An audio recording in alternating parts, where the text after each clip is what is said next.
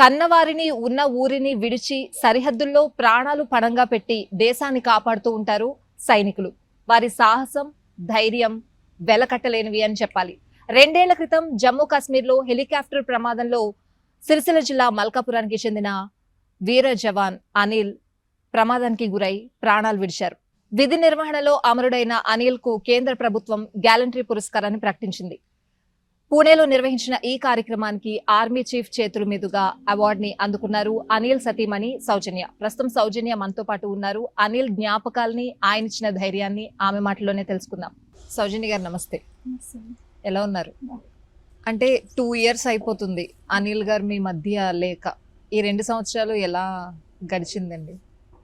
So ఉన్నాం అంతే.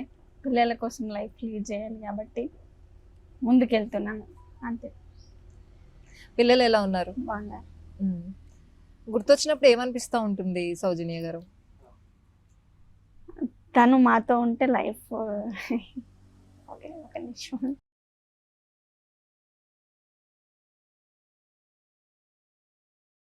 తను మాతో ఉన్నప్పుడు లైఫ్ ఇంకా బాగుండేది. ఈ సిచ్యువేషన్ మేము ఫేస్ చేసే వాళ్ళం కాదు అని. ఆ 2 ఏళ్ల క్రితం ఆ సంఘటనలన్నీ మాకు కూడా ఇంకా అట్లా కళ్ళ ముందు అట్లానే కనిపిస్తూ ఉన్నాయి. కానీ పిల్లలు ఉన్నారు కాబట్టి మీరు చాలా ధైర్యంగా ఉండాలి. సో పిల్లల్ని ఎలా హ్యాండిల్ చేస్తున్నారు? సో వాళ్ళు అడుగుతారు అప్పుడప్పుడు, డాడీ ఎప్పుడు వస్తాడని. పెద్దోడు మాత్రం వాడికి కొంచెం తెలిసి వచ్చింది, వాడు సైలెంట్ ఉండిపోతాడు. చిన్నోడికి ఒక్కోసారి వాడే చెప్తా అంటాడు జరిగిన ఇన్సిడెంట్ మొత్తం. సో మళ్ళీ అప్పుడప్పుడు మర్చిపోతాడో ఏమో, వచ్చి అడుగుతూ ఉంటాడు ఎప్పుడు వస్తాడు డాడీ అని చెప్పేసి. ఓకే వస్తాడు, నువ్వు పెద్ద పెరిగి మళ్ళీ డాడీ లాగా ఆఫీసర్ అట్లా ఏదో ఒక స్టేజ్లో ఉన్నప్పుడు డాడీ కంపల్సరీ వస్తాడు అని చెప్తూ ఉంటాను.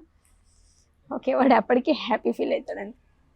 మీరు చెప్తుంటేనే నాకు ఒళ్ళంతా ఒకలా ఉంది సౌజన్య గారు. బట్ అంటే ఇవన్నీ గుర్తొచ్చినప్పుడు మీ సిచ్యువేషన్ ఏంటి అనేది నేను అర్థం చేసుకోగలను. అనిల్ గారు వాళ్ళ పేరెంట్స్, వాళ్ళ సిచ్యువేషన్ ఏంటి, వాళ్ళు ఎలా ఉన్నారు? మామయ్య రీసెంట్గా అవుతుంది. ఓకే. అంటే ఇంట్లో ఒక పెద్ద దిక్కుని కోల్పోతే ఎలా ఉంటుంది అనేది మీరు ప్రత్యక్షంగా అనుభవిస్తున్నారు కాబట్టి ఆ బాధ అనేది మీకు తెలుసు.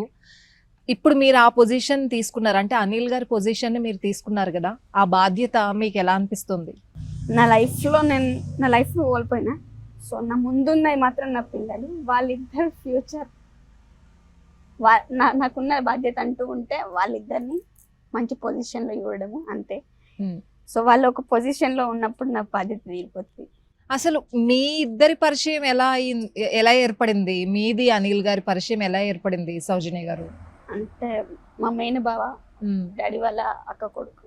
సో అట్లా ఇంట్లో కుదిర్చిన వివాహమే మీ ఇద్దరిది. మీ ఇద్దరు బాండింగ్ ఎలా ఉండేది? చాలా బాగా చూసుకునేవాడు. తనకంటే ఎక్కువ మా గురించి ఆలోచించేవాడు. సో తను ఏ పని చేసినా మా కోసమే. పెళ్ళవక మునిపే ఆర్మీలో ఉన్నారు ఆయన? పెళ్ళైన తర్వాత ఆర్మీకి వెళ్ళారు? పెళ్లికి ముందే ఆర్మీలో జాయిన్ అయ్యారు. అమ్మాయిని ఇచ్చేటప్పుడు ఆర్మీలో జాబ్ అనేసరికి కాస్త ఆలోచిస్తారు కదా, మీ ఇంట్లో అలాంటి ఆలోచనలు ఏమైనా జరిగాయి అప్పట్లో? అంటే మేము 4 ఆడపిల్లలం. సో నేను సెకండ్. మేమిద్దరం ఇష్టపడ్డాం ఫస్ట్ ఆఫ్ ఆల్. సో తను నేను చేసుకుంటా అని చెప్పేసి వచ్చాను, నేను ఓకే చెప్పాను. సో అట్లా కొంచెం ఇష్యూస్ అయితే వచ్చినాయి లాస్ట్కి అయితే. జాబ్ వల్లనా? జాబ్ వల్ల కాదు, ఇష్యూస్, చిన్న చిన్న ఇష్యూస్ అయితే ఉన్నాయి కానీ చేసుకున్నారు. అతను వెళ్ళినప్పుడు ఎన్ని నెలలకి వచ్చేవాళ్ళు ఏంటి అసలు?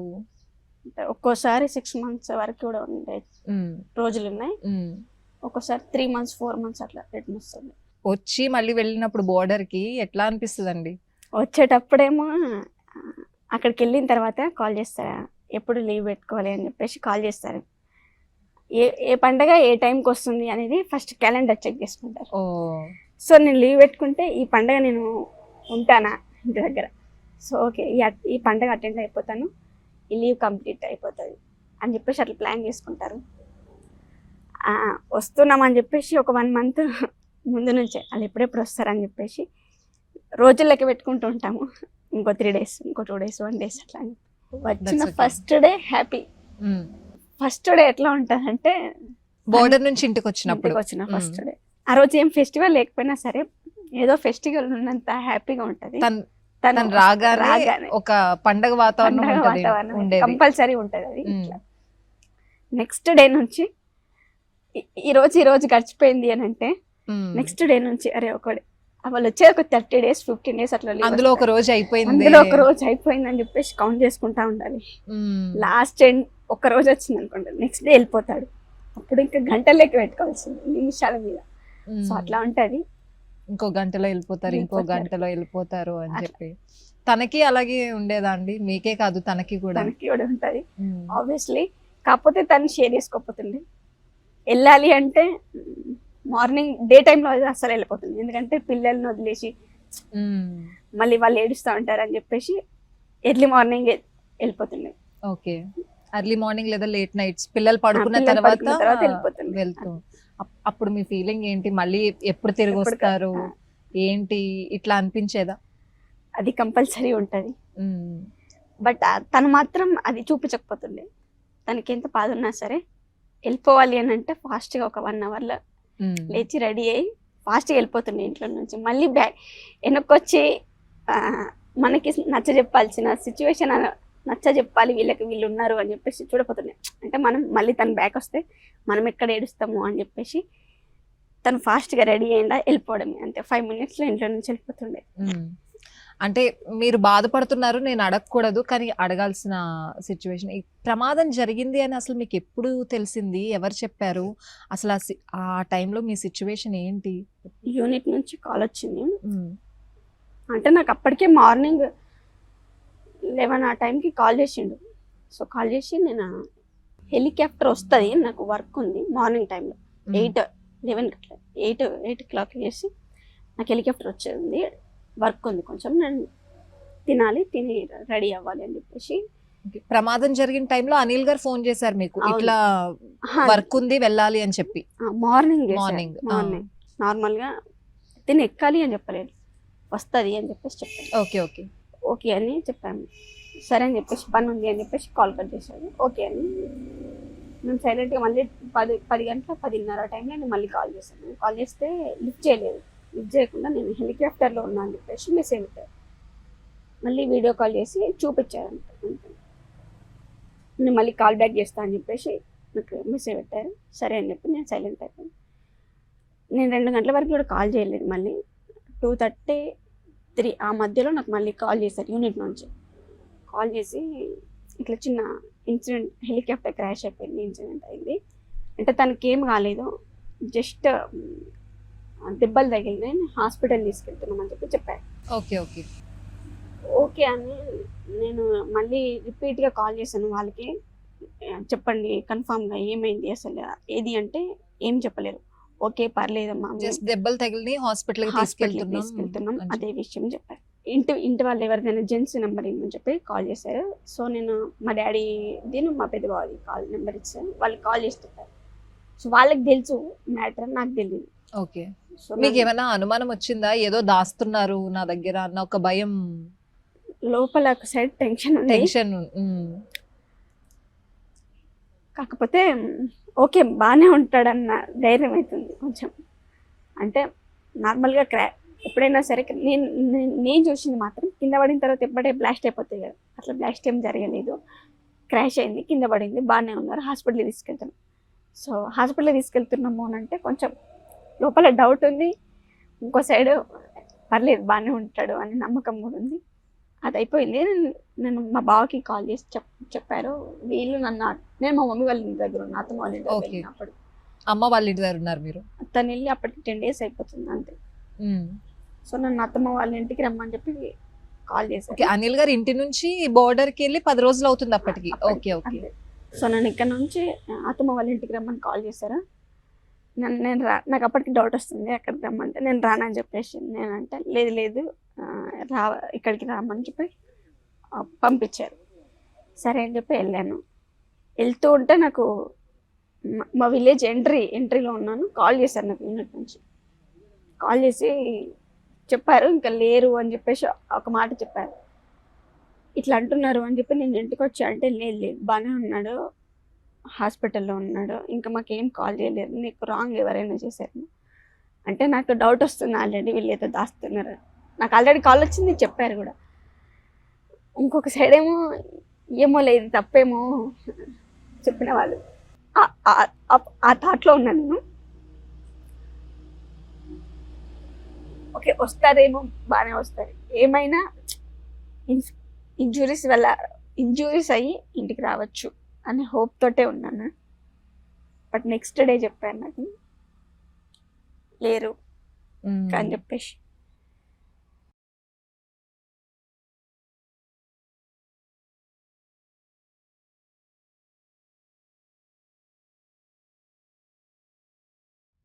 సరే నేను కూడా ఇంకా మిమ్మల్ని అడగదలుచుకోలేదు. మిమ్మల్ని చూస్తుంటే నాకు కూడా ఏడుపు వచ్చి అంతే ఇదవుతుంది. సరే ఇప్పుడు పిల్లల భవిష్యత్తు ఏంటండి? ఏం చేద్దాం అనుకుంటున్నారు? వాళ్ళని ఏం చదివిద్దాం అనుకుంటున్నారు? అది వాళ్ళ ఇష్టం. చలాకీగా ఉంటారా పిల్లలు? బాగుంటారు. బాగా చదువుకుంటున్నారు? ఎప్పుడైనా అడిగారా ఏమవుదాం అనుకుంటున్నావు ఏంటి అని పిల్లల్ని? పెద్ద అబ్బాయిని అడిగారా? చిన్న అబ్బాయి ఇంకా అంత తెలియదు. పెద్దోడికి ఫస్ట్ నుంచి వాళ్ళ డాడీతో పాటు వర్కౌట్స్ చేస్తా ఉంటే చేయడం అలవాటు వీడికి కూడా. ఓకే. సో అట్లా వీడే అప్పటి నుంచి అంటుండే నేను కూడా ఆఫీసర్ ఆర్మీలో జాయిన్ అవుతాను, డాడీ లాగా నేను కూడా అవుతాను. సో ఇప్పటికి వాడు ఎంతండి మీ పెద్ద అబ్బాయి ఏజ్? ఇప్పుడు 8 రన్నింగ్. 8 రన్నింగ్. అంత ఏజ్ కూడా కాదు పెద్ద అబ్బాయిది కూడా, చిన్నోడే. సో 8 yearsకే ఆర్మీకి వెళ్తానని చెప్తున్నాడు. ఏమంటారు మీరు? ఆర్మీకి వెళ్తానంటే పంపిస్తారు? పంపిస్తాను కంపల్సరీ, అది వాడి ఇష్టం, నేను పంపిస్తాను. సౌజన్య గారు గ్యాలంటరీ అవార్డు తీసుకున్నారు కదా, సో తీసుకుంటున్నప్పుడు మీ ఫీలింగ్ ఏంటండి? ఒక విధంగా చూసుకుంటే ఆపర్చునిటీ అందరికీ రాదు, వచ్చింది, హ్యాపీ, అది ప్రౌడ్ మూమెంట్. అంటే ఇంకో సైడ్ ఏమో ఈ స్టేజ్ కిందకు వచ్చామబ్బా అన్న ఫీలింగ్ కూడా ఉంటుంది. ఎందుకంటే తన గురించి అవన్నీ చెప్తున్నప్పుడు ఆటోమేటిక్గా బాధ అనేది కంపల్సరీ లోపల ఉంటుంది. ఈ అవార్డు లేకపోయినా సరే తను ఉండుంటే లైఫ్ బాగుండేది. మీతో పాటు ఎంతమంది వచ్చి ఉంటారు? 8 members. 8 members వచ్చారు. వాళ్ళతో మాట్లాడుతుంటే మీకు ఏమనిపించింది?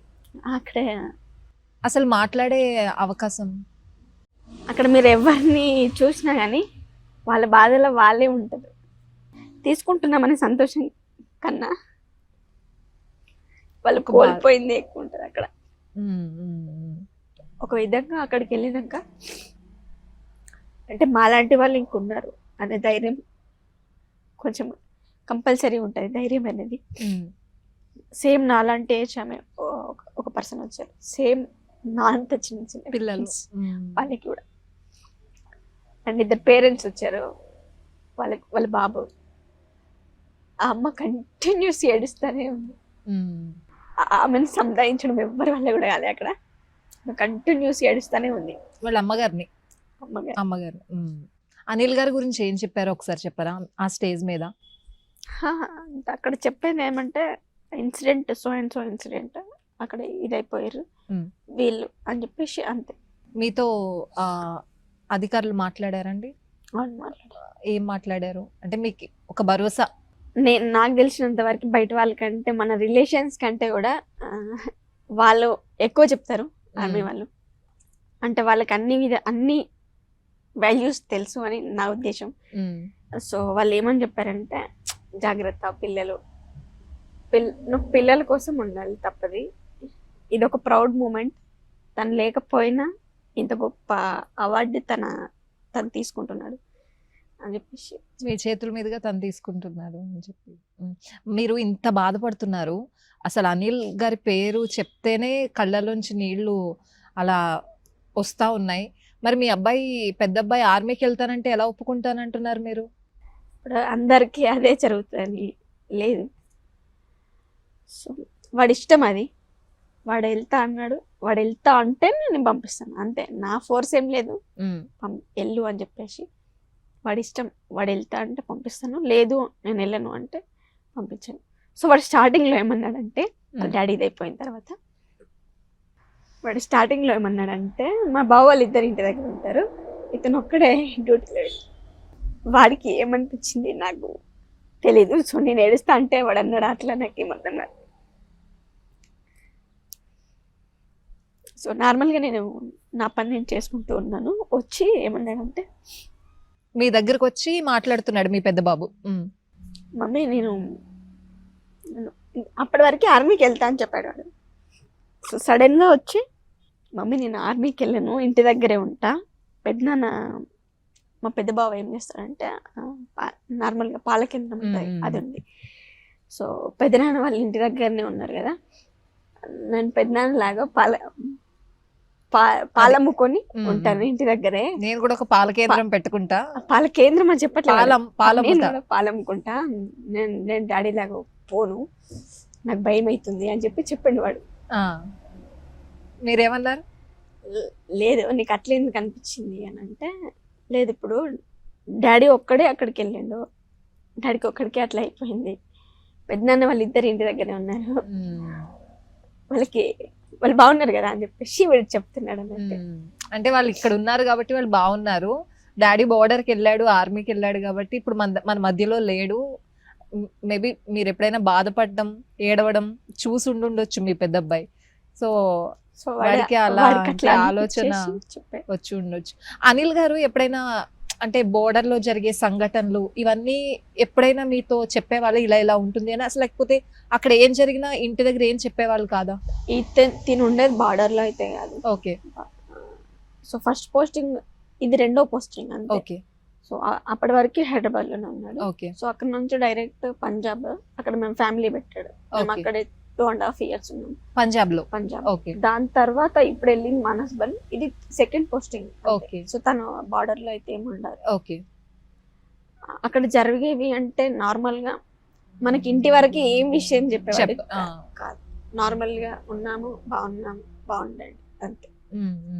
సో అక్కడ ఏం జరుగుతుంది ఏంటి అసలు ఏమి ఇన్ఫర్మేషన్ అయితే మనకైతే చెప్పాడు. ఎప్పుడైనా వార్తలు చూస్తున్నప్పుడు వింటున్నప్పుడు ఏదైనా భయం కలిగేదా సౌజన్య గారు?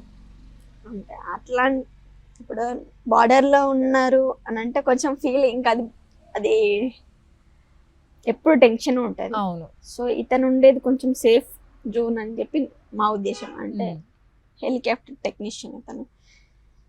సో ఎప్పుడో అంటే హెవీ యుద్ధాలు జరిగినప్పుడు మాత్రం వెళ్ళాల్సి ఉంటుంది. సో నార్మల్ డేస్ లో ఇలా అక్కడ వరకు వెళ్ళరు.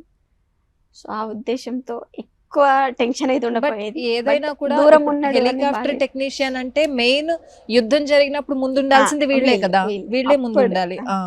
సో అలాంటి టైంలో అయితే టెన్షన్ అయితే ఉంటుంది. మళ్ళీ తన దగ్గర నుంచి కాల్ వచ్చే వరకు ఆ టెన్షన్ అట్లానే కంటిన్యూ అవుతూ ఉంటుంది. అమ్మాయిలు కూడా ఆర్మీకి వెళ్తున్నారు చాలా మంది. సో దాని మీద మీ అభిప్రాయం ఏంటి? ఈ లాస్ట్ మొన్న నేను గ్యాలంటరీ అవార్డుకి వెళ్ళినప్పుడు నాకు చెప్పారు వాళ్ళు కూడా, ఆఫీసర్స్ వాళ్ళు. సో గ్రాడ్యుయేట్ నువ్వు కూడా రావచ్చు. సో అదొక ప్యాషన్ ఉన్న వాళ్ళు వెళ్తారు దాంట్లోకి. అది వెళ్ళొచ్చు, నేనైతే వెళ్ళొద్దు అని ఏం చెప్పాను. ఎందుకంటే ఎవరి లైఫ్ ఎక్కడి వరకు ఉండాల్సిందో అక్కడి వరకే ఉంటుంది. సో అక్కడున్న మనం ఎండ్ అయ్యే టైంలో ఎండ్ అవుతుంది, ఇక్కడున్న ఎండ్ అయ్యే టైంలో ఎండ్ అవుతుంది. అది నేను ఎక్కువ నమ్ముతా ఉంటా అంతే. అంటే ఇంత ధైర్యం ఎప్పుడు వచ్చింది? అనిల్ గారు మన మధ్య లేరు అన్నప్పుడు ఈ ధైర్యం అంతా కూడగొట్టుకున్నారా? పరిస్థితులు బట్టి ధైర్యం అది ఆటోమేటిక్ గా వస్తూ ఉంటది అంతే. అంటే మీకు తెలిసిన వాళ్ళు అమ్మాయిలు ఎవరైనా ఆర్మీకి వెళ్తాను అని ఎప్పుడైనా మీకు చెప్పారా? మీ ఫ్రెండ్స్ కానీ ఆర్మీకి వెళ్తే ఎలా ఉంటుంది అని ఎప్పుడైనా అమ్మాయిలు చెప్పారా? లేదు, నేను ఒక ఇన్సిడెంట్ చెప్తాను. చెప్పండి. సో మా ఫ్రెండ్ వల్ల మమ్మీకి చెప్తాను. సో నా ఇన్సిడెంట్ జరిగిన తర్వాత వాళ్ళు ఏమనుకున్నారంట అంటే, అరే ఆర్మీ వాళ్ళకి పిల్లనియద్దు, పిల్లనిస్తే ఇట్లా అయిపోతుంది. ఓకే, అది అప్పుడు అనుకున్నారు. ఇన్సిడెంట్ జరిగిన తర్వాత. సో నెక్స్ట్ నేను మొన్న అవార్డుకి వెళ్ళి తీసుకొని వచ్చింది. సో ఈ వీడియోస్ అన్ని వాళ్ళు మళ్ళీ చూసినారు. సో ఇప్పుడు ఏమన్నారంటే వాళ్ళే, మా ఫ్రెండే కావాల్సుకొని మరి వాళ్ళ మమ్మీని అడిగిందంట, మమ్మీ ఆర్మీ వాళ్ళకి పిల్లని ఇవ్వద్దు కదా అని అంటే, లేదు లేదు, అంత మంచి అప్పుడున్న లైఫ్ ఓకే, ఇప్పుడు అంత మంచి గౌరవం గౌరవం, దక్కింది, అంత గౌరవం. అంత గౌరవం దక్కింది. ఎప్పుడు ఎవరికి ఏం రాసి పెట్టుంటే అది జరుగుతుంది. వాళ్ళు మనుషులు కదా, వాళ్ళకి ఎందుకు ఇయ్యదు పిల్లని అని చెప్పేసి మళ్ళీ సేమ్ అదే అంటే ఇప్పుడు ఫ్రెండ్ వాళ్ళ అమ్మ ఆ మాట అన్నారు. ప్రెసెంట్ అయితే జాబ్ ఉండాలి కాబట్టి చెయ్యాలి, పిల్లల్ని చూసుకోవాలి కాబట్టి చేస్తున్నారు. కానీ మీ ఆలోచన ఏంటి అంటే మీకు ఏం అవ్వాలని ఉంది? అట్లా ఏం లేదు. సో ఇండిపెండెంట్ గా ఉందాము, ఏదో మన వర్క్ మనం చేసుకొని ఉండొచ్చు ఊర్లో కూడా. సో అట్లా నాకు ఉండే ఎక్కువ. అంటే మేము ఫస్ట్ ఏమనుకున్నామంటే తను ఉన్నప్పుడు మేము అనుకున్నది, సో తను చెప్తుండే ఇప్పటికీ నాకు ఒకరి కింద పని చేయడం కంటే మన పని మనం చేసుకొని మన అంటే పైకి వెళ్ళడం మంచిది అని చెప్పేసి చెప్తుండే. అంటే మన ఉన్న ఊర్లోనే మన అందరితో ఉంటాము, ప్లస్ మన పని మనం చేసుకుంటాం, మన అనేవారు ఉండరు, చేసేవారు. అనిల్ గారు ఇంకా ఆర్మీ వదిలేసి వచ్చిన తర్వాత ఒక ఫామ్ లాంటిది పెట్టుకొని జీవనం సాగిద్దాం అని అనుకున్నారు. మరి ఆ కళ ఏమన్నా నెరవేర్చుకుంటారా మీరు ఇప్పుడు? ఇప్పుడు పరిస్థితులను బట్టి నేను ఇప్పుడు జాబ్ చేస్తున్నా. మేబీ ముందు ముందు నేను ఇంకొంచెం ధైర్యం తెచ్చుకొని మంచిగా ఉంటే సో నేను అది కూడా చేసుకోవడానికి ప్రయత్నం చేస్తాను. గవర్నమెంట్ నుంచి మీకు సపోర్ట్ ఎలా ఉందండి? స్టేట్ గవర్నమెంట్ నుంచి? పర్లేదు. ఓకే. సో మిమ్మల్ని కలవడం, మాట్లాడడం అప్పుడప్పుడు ఇట్లాంటివి ఏమైనా జరుగుతూ ఉంటాయండి? బయట నార్మల్ వీళ్ళు ఎవరు రారు. సో ఆర్మీ వాళ్ళు మాత్రం అప్పుడప్పుడు కాల్స్. Okay okay. అక్కడ నుంచి కాల్స్ వస్తూ ఉంటాయి మీకు? ఏం మాట్లాడతారు? అంటే అనిల్ గారి ఫ్రెండ్సా లేకపోతే డిపార్ట్మెంట్ నుంచి కాల్ చేస్తా? Okay okay. వర్క్స్ గురించి అండ్ నార్మల్ గా పిల్లలు ఎలా ఉన్నారు, మీరు ఎలా ఉన్నారు, బాగున్నారా, ఓకే, సో అంతా ఓకేనా ఇంటి దగ్గర? అందరికి చేస్తారా అండి అలా? అంటే ఇట్లా మీలాంటి వాళ్ళు ఆర్మీలో విధి నిర్వహణలో ప్రాణాలు కోల్పోయిన ఆర్మీ వాళ్ళందరికీ ఇలా ఫోన్ చేస్తారు డిపార్ట్మెంట్ నుంచి? Okay okay. వాళ్ళ యూనిట్ హెడ్ ఎట్లా ఉంటే అట్లా. Okay okay. అనిల్ గారి ఫ్రెండ్స్ గురించి ఎప్పుడన్నా షేర్ చేసుకోవడం ఇట్లాంటివి? ఫ్రెండ్స్ అంటే ఉన్నారు. ఓకే, వాళ్ళు కూడా ఇప్పటికీ కాల్ చేస్తూ ఉంటారు ఎట్లా ఉన్నారని.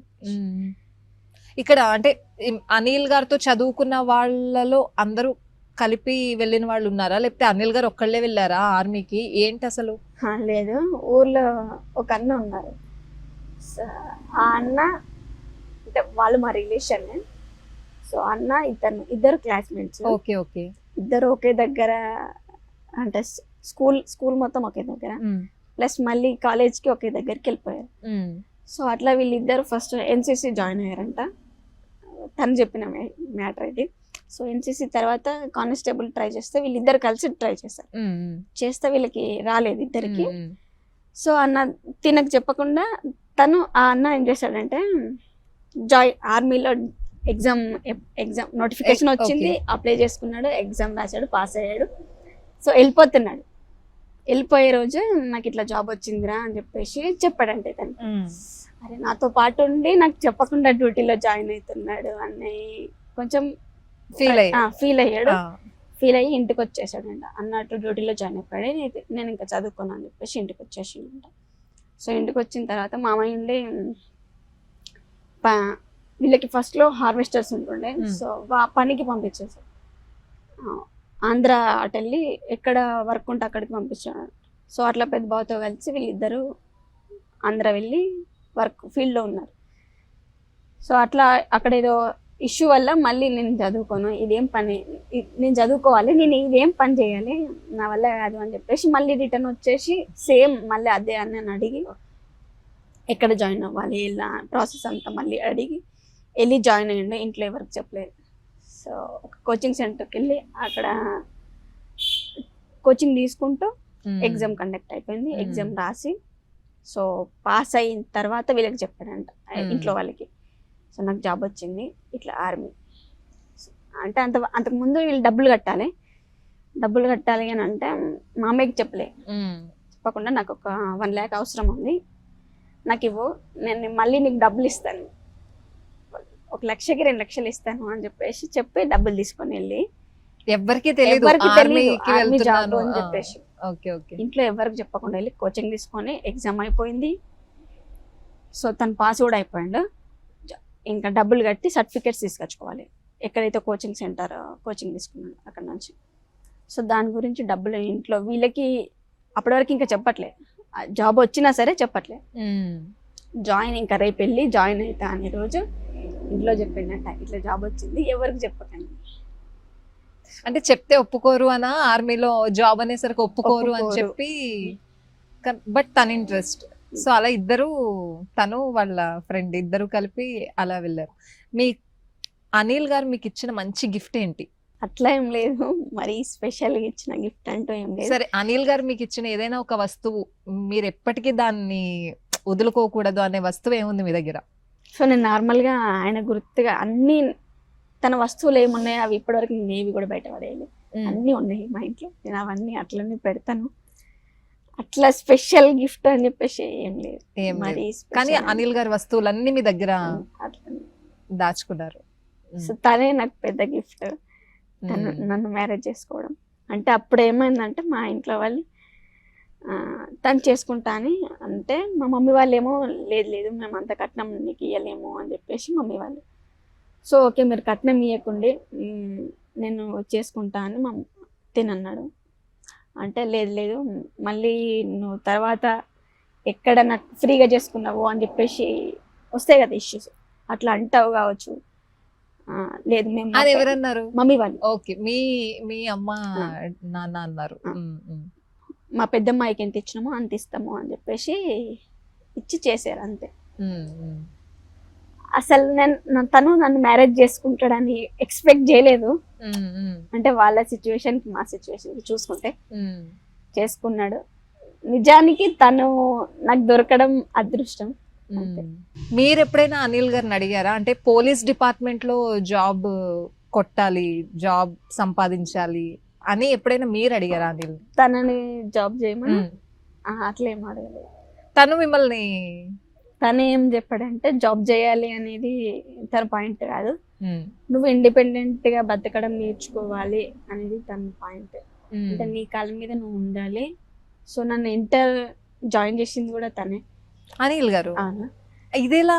ఎట్లా అంటే నేను 10th మా మమ్మీ వాళ్ళు మ్యారేజ్ చేయడానికి చూస్తున్నారు. అసలు మీరు అంటే ఏం చదువుతున్నప్పుడు మ్యారేజ్ అయింది మీకు? నేను inter first year marriage. Okay okay, inter first year లో మ్యారేజ్ అయింది. Okay okay. సో నా 10th ఎండ్ అయిపోయిన తర్వాత మ్యారేజ్ చేయడానికి మమ్మీ వాళ్ళు సంబంధాలు చూస్తే లేదు నేను చేసుకుంటాను అని చెప్పేసి తను ముందుకు వచ్చాడు.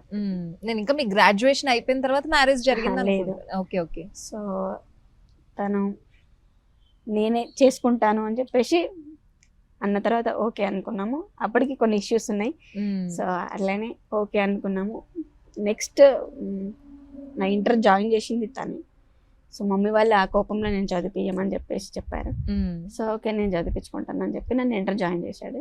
ఇంటర్ జాయిన్ చేసి సో ఇంటర్ ఫస్ట్ ఇయర్లో మళ్ళీ కొన్ని ఇష్యూస్ వల్ల మ్యారేజ్ చేసుకోవాల్సి వచ్చింది, చేసాను. Okay okay. సో అలా మిమ్మల్ని ఇంటర్లో జాయిన్ చేయించారు అనిల్ గారు. ఇంటర్ ఫస్ట్ ఇయర్ ఎండింగ్లో మ్యారేజ్ అయింది. సో సెకండ్ ఇయర్ మా పెద్ద బాబు ప్రెగ్నెన్సీ టైం, నేను డెలివరీ టైంలో. సో సెకండ్ ఇయర్ కంప్లీట్ చేసేసిన. నెక్స్ట్ డిగ్రీకి వచ్చేసరికి మేము తనకి పోస్టింగ్ వచ్చింది పంజాబ్లో. సో అక్కడ ఫ్యామిలీ పెట్టిండు. సో అక్కడ నుంచి నా ఎగ్జామ్స్ మాత్రమే ఇంటికి వచ్చేవాళ్ళం. మిగతా ఏ టైంలో మేము లీవ్ పెట్టుకోవాలి. పంజాబ్ లో 2.5 years ఉన్నారు.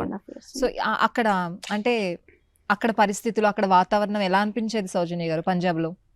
ఫస్ట్ పోస్టింగ్ అప్పుడు పంజాబ్ వెళ్ళారు. అవును. సో అప్పుడు ఎలా అనిపించేది అక్కడ? ఎట్లా అంటే అన్ని ఇక్కడ నుంచి ఇక్కడ ఉన్న బాధలు అక్కడ ఏమి ఉండవు. సో తను నేను పెద్ద బాబు అంతే. సో అక్కడ పీస్ఫుల్ గా ఉండేది. మేము నా లైఫ్ లో గడిపిన అంటే ఏ టెన్షన్ లేకుండా మైండ్ ఫ్రీగా హ్యాపీగా ఉన్నది అనిల్ గారితో ఉన్నవి ఆ 2.5 సంవత్సరాలు పంజాబ్ లో గడిపినవి మెమరీస్ మీకు. అంతే.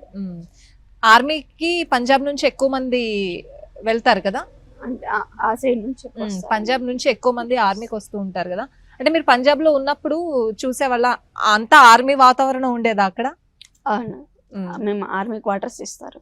సో క్వార్టర్స్ లోనే ఉండాలి. చుట్టుముట్ట ఆర్మీ వాళ్ళు వర్క్ చేసే ప్లేసెస్ దగ్గరలోనే క్వార్టర్స్ ఉండేవి. సో బాగుంటుంది. లాంగ్వేజ్ మీరెలా స్టార్టింగ్ కొంచెం ప్రాబ్లం అయింది. సో నేను వెజిటేబుల్స్ కి స్టార్టింగ్ వెళ్ళాలి అంటే ఏమైంది అంటే అక్కడ వెళ్ళిన తర్వాత నాకు లాంగ్వేజ్ ప్రాబ్లం. సో పెద్ద గాడి వస్తుంది ఒకటి, దాని దగ్గరికి వెళ్ళి మనం మొత్తం కూరగాయలు తీసుకొచ్చుకోవాలి. సో ఫస్ట్ డే ఏమో మా వెనకాల ఒక తెలుగు వాళ్ళు ఉంటుండే. వాళ్ళ ఇంట్లో అందరికి చిన్న చిన్న పిల్లలు ఉంటారు, అందరు ఆ టైంలో ఫ్రీగా ఉండరు కదా. సో అక్కడ మాత్రం ఆంటీ ఉన్నది, వాళ్ళ ఆంటీని తీసుకొని వెళ్ళాను. తెలుగు ఆమె ఆమెకు హిందీ వచ్చు. ఫస్ట్ డే అట్లా మేనేజ్ చేశాను. సో సెకండ్ డే ఆంటీ లేరు, వెళ్ళిపోయారు. సో నేనే వెళ్ళి తీసుకొచ్చుకోవాలి. అక్కడ నేనే గాడి వచ్చిన తర్వాత వెళ్ళింది నేను ఫస్ట్. కాకపోతే అక్కడికి మళ్ళీ ఆ కాలనీ ఆ లైన్ మొత్తం వచ్చి ఒక 10-15 మెంబర్స్ వాళ్ళంతా వచ్చి వాళ్ళందరూ తీసుకొని అయిపోయేంత వరకు నేను వెనకాల నిల్చొని వాళ్ళు అంటున్న కూరగాయల పేర్లు గుర్తుపెట్టుకొని దీన్ని ఇలా పలకాలి, దాన్ని అలా పలకాలి, అట్లా గుర్తుపెట్టుకొని లాస్ట్ లో నేను మళ్ళీ కూరగాయలు తీసుకొని అది ఒక ఫన్నీ బాగా మేనేజ్ చేసుకున్నారు. రైట్. సో మళ్ళీ పంజాబ్ నుంచి వచ్చేస్తుంటే అబ్బా అక్కడే ఉంటే బాగుండేది అనిపించిందా? కరోనా టైం డెలివరీకి ఇంటికి వెళ్ళిపోవాల్సిన టైము. సో లాక్డౌన్ ఎత్తేస్తేనేమో ఇక్కడ నుంచి ఎవరో ఒకరు అక్కడికి వస్తారు, లేదు అంటే మనమే మొత్తం చేసుకోవాలి అని చెప్పేసి కొంచెం ఆ టెన్షన్లో ఉంటుండే. అప్పటికి ఫ్లైట్స్ స్టార్ట్ చేశారు. సో మళ్ళీ 7 months అట్లా కొన్ని వీక్స్ ఉంటాయి కదా, ఆ వీక్స్ దాటితే కూడా మళ్ళీ అలో ఉండదు ఫ్లైట్కి అని చెప్పేసి 7 లాక్డౌన్ ఎత్తేగానే స్టార్టింగ్లో తీసుకొచ్చి ఇంటి దగ్గర డ్రాప్ చేసి వెళ్ళిపోయారు. సో అప్పుడు కొంచెం ఫీలింగ్ ఎట్లా ఉండే అంటే డెలివరీ టైంలో కూడా మళ్ళీ లేకుండే తను. సో నా 2 డెలివరీలకి నేను మిస్ అయ్యాను. నేను మరీ చెప్పి వచ్చాను, సో నువ్వు కంపల్సరీ డెలివరీకి అంటే ఫస్ట్ డెలివరీకి లేవు, సెకండ్ డెలివరీకి ఉండాలి అని చెప్పారు. అప్పుడు కూడా లేరు. చెప్పి వచ్చాను, ఓకే కంపల్సరీ వస్తాను. 7 monthsకి డ్రాప్ చేశాడు, 2 months కదా, ఓకే లీవ్ తీసుకుంటాను, కంపల్సరీ వస్తాను అని చెప్పాడు. తనకి అప్పటికి ఏదో కోర్స్ స్టార్ట్ అయిపోయింది. సో కోర్స్లో జాయిన్ అయిపోయాడు.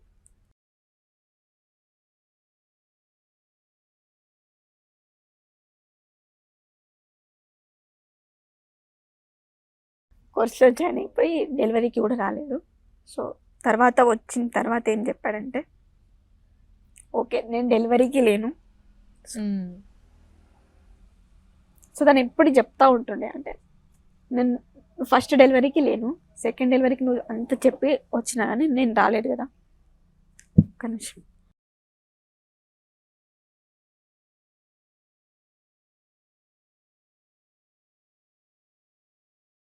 ఓకే నాకు తెలిసినంత వరకు నేను చేస్తున్నా, తప్పో రైటో తెలియదు నాకు, కానీ నా మనసుకి మాత్రం నేను మంచిగా చూసుకుంటున్నా అనే విధంగా నేను చూసుకుంటున్నాను నాకున్నంతలా, నాకు తెలిసినంత వరకు.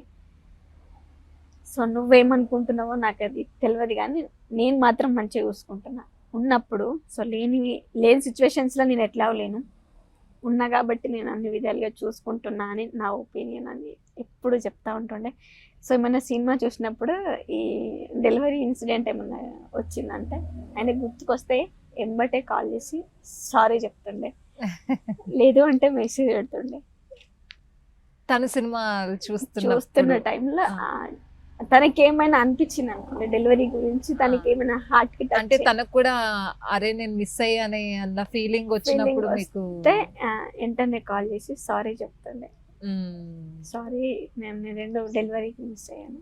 సో నేను తనతో ఎప్పుడు అంటుండే నేను లైఫ్లో నేను అట్లాంటి ఆ మూమెంట్ మళ్ళీ రాదు, నేను మిస్ అయినాను, నువ్వేమైనా నాకు సారీ చెప్పాలి అంటే లైఫ్ టైం అదొక దాని గురించి, నేను ఏదైనా అనాలి అన్నా కూడా దాని ఒక్కదాని గురించి. మీ డెలివరీ టైం తను లేరు, సో ఆ మిస్సింగ్ అనేది చాలా ఎక్కువ ఇద్దరికి అది ఉండేది. రైట్. సో ఇప్పుడు ఆర్మీలోకి వెళ్ళాలి అనుకునే వాళ్ళకి మీరు ఏం చెప్తారు సౌజన్య గారు?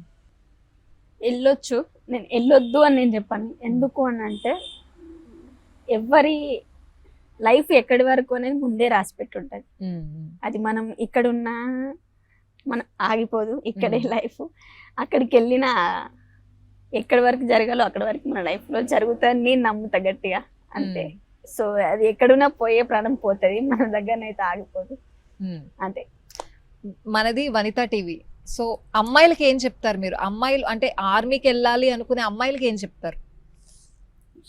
వెళ్ళొచ్చు, వెళ్ళొద్దు అనడానికి ఏమీ లేదు. అదొక మంచి ఆపర్చునిటీ, వచ్చిన ఆపర్చునిటీని మిస్ చేసుకోవద్దని. అంటే మీరు అనిల్ గారితో ఎప్పుడైనా అడిగారా అక్కడ అమ్మాయిలకి ట్రైనింగ్ ఎలా ఉంటది, అమ్మాయిలు ఎలా ఉంటారు, వాళ్ళ లైఫ్ స్టైల్ ఎలా ఉంటది ఆర్మీలో అని చెప్పి ఎప్పుడన్నా అడిగారా? అసలు అది అడగలేదు, ఎప్పుడు అడగలేదు. కానీ మేలు ఫీమేల్ ఇద్దరికి ఒకే ట్రీట్మెంట్ ఉండొచ్చేమో కదా ఆర్మీలో.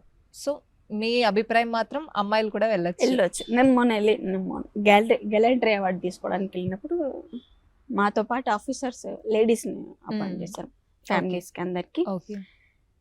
సో వాళ్ళని చూసినప్పుడు ఫీలింగ్ ఎట్లా ఉంటది అంటే, ఆ డ్రెస్ వేసుకోవాలంటే మనకి ఫస్ట్ రాసి పెట్టి ఉండాలి, నాకు తెలిసిందైతే. సో అది వేసుకున్నాము అని అంటే వెరీ ప్రౌడ్ అంతే. అది అమ్మాయి అయినా అబ్బాయి అయినా అదొక యూనిఫామ్ అంటే యూనిఫామ్, అది దాని ఫీలింగ్ వేరే ఉంటది అంతే. అది వేసుకోవాలి అంటే రాసి పెట్టి ఉండాలి. అనిల్ గారి బర్త్డేని ఇప్పుడు అనిల్ గారి బర్త్డే డేట్ వచ్చినప్పుడు మీరు ఆ రోజు ఏం చేస్తారు? అంటే ఫస్ట్ నుంచి కూడా బర్త్డేలు అట్లా ఏం చేసుకోలేదు, నార్మల్ గా ఏమంటే విష్ చేయడం అంతే, అంతవరకే. సో నేను కూడా ఇప్పటికీ నేను డైలీ పొద్దున్న లేచి ఫస్ట్ తనకి అగరబత్తి పెట్టి నేను డ్యూటీకి వెళ్తాను ప్రతిరోజు. సో అంతే, విష్ చేస్తాను, వెళ్ళిపోతాను. ఎప్పుడైనా తన ఫోటో ముందు నిలబడి ఏమైనా చెప్పాలి అనుకున్నవి చెప్పారా? నేను ఇప్పుడు 1.5 years నుంచి బయట ఎవరితో కలిసింది లేదు, ఏ ప్రోగ్రామ్ అటెండ్ అయింది లేదు.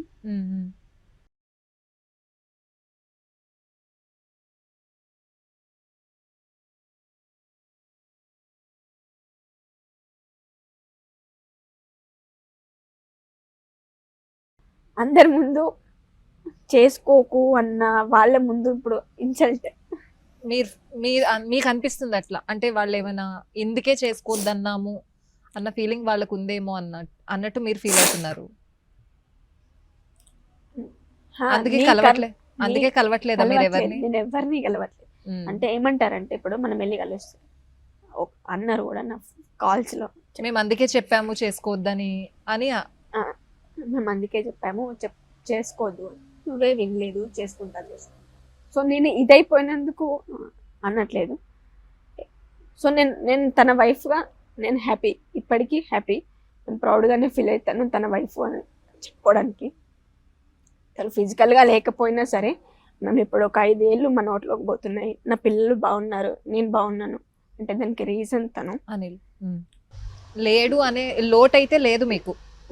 లోటు మీ లోటు ఉంది కానీ మా వరకు లోటు అది ఫిజికల్ గా లేరు అనే లోటు మీకు ఉంది కానీ, కాకపోతే తను మాత్రం మా పక్కనే ఉంటాడు, ఎంబటే చూస్తాడు అన్ని.